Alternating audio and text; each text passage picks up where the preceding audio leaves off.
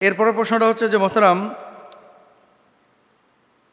পোশাক তো আমরা অনেক পরি, আপনারা জুব্বা পরেন, মেয়েরা সালোয়ার কামিজ পরে, কোন পোশাক দিয়ে আসলে পর্দা হয় না বা সতর আবৃত হয় না, পরলেও গুনাহ হয়, এরকম কোনো পোশাকের যদি দিক নির্দেশনা আমাদেরকে দিতেন। হ্যাঁ, এটা ভেরি ভেরি ইম্পর্টেন্ট একটা বিষয়। দেখেন, 3 ধরনের পোশাক আছে যে পোশাকগুলো আপনি পরিধান করলে পর্দার দাবি আদায় হবে না এবং এটা দিয়ে কখনোই পর্দা সম্ভব না। কয় ধরনের? 3 ধরনের। এই পোশাকগুলো যদি আপনি পরেন তাহলে আপনার গুনাহ হবে। পোশাকের উদ্দেশ্য হচ্ছে সতর অলিবাসি ইউয়ারি সাওয়াতিকুম ওয়ারিশা। আল্লাহ সুবহানাহু ওয়া তাআলা পোশাক যে দিয়েছেন এটার মাকসাদ কিন্তু 2টা। সতর ঢাকা, ওই যে ইউয়ারি আল্লাহ বলছেন সতর ঢাকা, এবং তাকওয়ার পোশাক অবলম্বন করা, যে তাকওয়ার পোশাকের কারণে মানুষের ভেতরের আকার আকৃতি বোঝা যাবে না, লজ্জাস্থান ঢেকে থাকবে এবং মানুষ পবিত্র জীবনযাপন করতে পারবে। আল্লাহ সুবহানাহু ওয়া তাআলা তাকওয়ার পোশাক বলেছেন।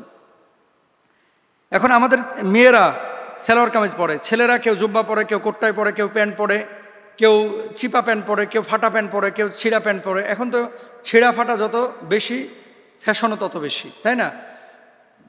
নবীজি ছেলেদেরকে বললেন টাকনুর উপরে কাপড় পরতে, এখন ছেলেরা টাকনুর নিচে কাপড় পরতেছে আর মেয়েরা টাকনুর উপরে উঠাইতে উঠাইতে হাঁটু পর্যন্ত নিয়ে চলে আসছে। দেখবেন বাজারে রং চটা এবং যত ছেঁড়া ফাটা প্যান্ট এগুলো তত বেশি ফ্যাশনেবল, এগুলোর দাম বেশি। এরকম অনেকে করছেন। রাসূল আকরাম সাল্লাল্লাহু আলাইহি ওয়াসাল্লাম কি বলছেন? এমন পোশাক যা এত ছোট, যা পরিধান করা সত্ত্বেও সম্পূর্ণ শরীর আবৃত হয় না বা ঢেকে থাকে না, এই ধরনের পোশাক কেউ যদি পরে তাহলে সে হারাম করলো, তার এই সতর উন্মুক্ত করার জন্য তার কবিরা গুনাহ হইল এবং এই ব্যক্তির এই পোশাক দিয়ে কখনো লজ্জাস্থান আবৃত হবে না, এটা দিয়ে সে আল্লাহর কাছ থেকে কখনো নাজাত পাবে না। নবীজির হাদিস থেকে মুহাদ্দিসিনরা এমন কথা বলেন। এখন আপনার ধরেন এমন প্যান্ট পরলেন যে এখানটা খাবলা মেরে যেন বিলায় কামড়ায় ছিঁড়ে ফেলাইছে, ইচ্ছা করেই ছেঁড়া, এখানে হাঁটু বাইরে হয়ে রয়েছে। ছেলেদের সতর কি নাভির নিচ থেকে হাঁটু পর্যন্ত, আর মেয়েদের গোটা শরীর, এটা আবৃত করা আপনার জন্য ফরজ। এখন আপনি যদি এখানটা এভাবে খোলা রাখেন বা উন্মুক্ত রাখেন তাহলে এটা কোনোভাবেই আপনার জন্য জায়েজ হবে না, 1 নাম্বার। 2 নাম্বার, এমন পোশাক যা সতর আবৃত করে ঠিক, কিন্তু এতটা পাতলা যে তা পরিধান করা সত্ত্বেও ভেতর থেকে শরীরের চমক দৃষ্টিগোচর হয়, যেটা এখনকার সবচেয়ে বড় সমস্যা।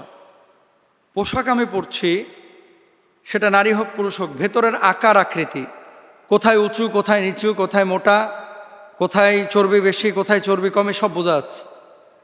এরকম যদি পাতলা পোশাক কোনো ছেলে অথবা মেয়ে পরিধান করে তার পর্দা হবে না। ইয়াংস্টার যারা আছে, যুবক, এখানেও অনেকে কক্সবাজার গিয়ে আপনারা হাফ প্যান্ট পরা শুরু করেন, অনেকে আছে, কিন্তু এই হাঁটুর উপরে কাপড় পরছেন, সম্পূর্ণরূপে হারাম। মেয়েরা এ কাজ অনেকেই করে, সম্পূর্ণরূপে হারাম, নিষিদ্ধ। শর্ট জামা পরছেন, নাভি বের হয়ে রয়েছে, কোমর বের হয়ে রয়েছে, এই ধরনের পোশাক আপনাকে জাহান্নামে নেবে।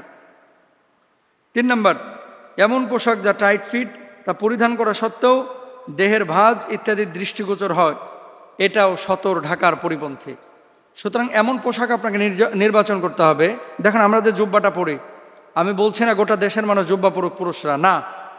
আপনি জামাই পরেন, আপনি টি শার্ট পরেন, কিন্তু আপনার ঢিলা ঢালা হতে হবে, মোটা পোশাক পরিধান করতে হবে যাতে করে ভেতরে আকার আকৃতি বোঝা না যায়। মেয়েরা এমনভাবে ঝুলিয়ে পোশাক পরবেন যাতে করে তার ভেতরের কোনো ভাঁজ আকার আকৃতি বোঝা না যায় এবং খাস পর্দার সাথে চলার চেষ্টা করবেন। এই বোরকা, এই জুব্বা, এই পাঞ্জাবি, এই পোশাক আপনাকে জান্নাতে নেবে অথবা আপনাকে জাহান্নামে নেবে। আল্লাহ তাআলা আমাদেরকে বোঝার তৌফিক দান করুন।